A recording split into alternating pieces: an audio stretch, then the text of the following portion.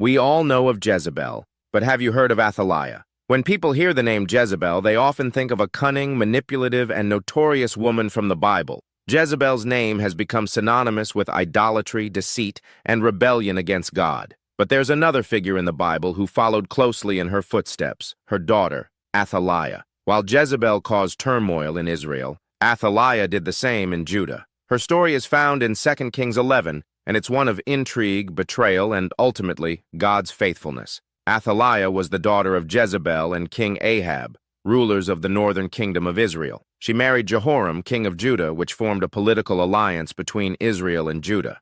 But this marriage also brought the corruption and idolatry of Jezebel's household into the southern kingdom. After Jehoram's death, their son Ahaziah became king. However, Ahaziah's reign was short-lived. He was killed during a coup led by Jehu, who was tasked by God to bring judgment on Ahab's family. With her son gone, Athaliah saw an opportunity to seize power. But instead of stepping in as a temporary leader, she did something unthinkable. She ordered the elimination of all her own grandchildren, the heirs to the throne. Why? To secure her place as queen and remove anyone who could challenge her rule. Athaliah's actions were as cold and calculated as her mother's. She ruled Judah for 6 years, bringing with her the same kind of Baal worship and corruption that had plagued Israel under Jezebel. Under her reign, the temple of the Lord fell into neglect, and the people of Judah were led further away from God. Athaliah thought she had secured her position by wiping out the royal family,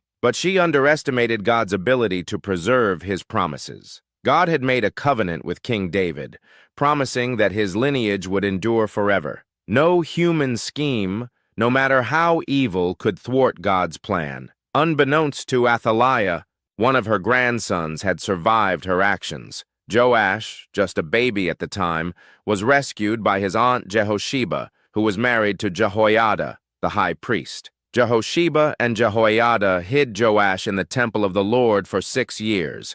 Imagine that. Right under Athaliah's nose, the rightful king of Judah was being raised and protected in the house of God. During this time, Jehoiada carefully planned for the day when Joash would take his rightful place as king. He rallied the priests, Levites, and other faithful followers of the Lord, ensuring that when the moment came, they would have the support needed to overthrow Athaliah. In the 7th year, Jehoiada's plan unfolded. He brought Joash out of hiding and presented him to the people. The young boy, just 7 years old, was anointed and crowned king of Judah. The people rejoiced, shouting, "Long live the king!" When Athaliah heard the commotion, she rushed to the temple to see what was happening. There she saw Joash standing by the pillar, crowned and surrounded by supporters. Athaliah cried out, "Treason! Treason!" but her cries fell on deaf ears. Jehoiada ordered her to be taken out of the temple and unalived, ensuring that the house of the Lord would not be defiled. With Athaliah's downfall, Joash's reign began,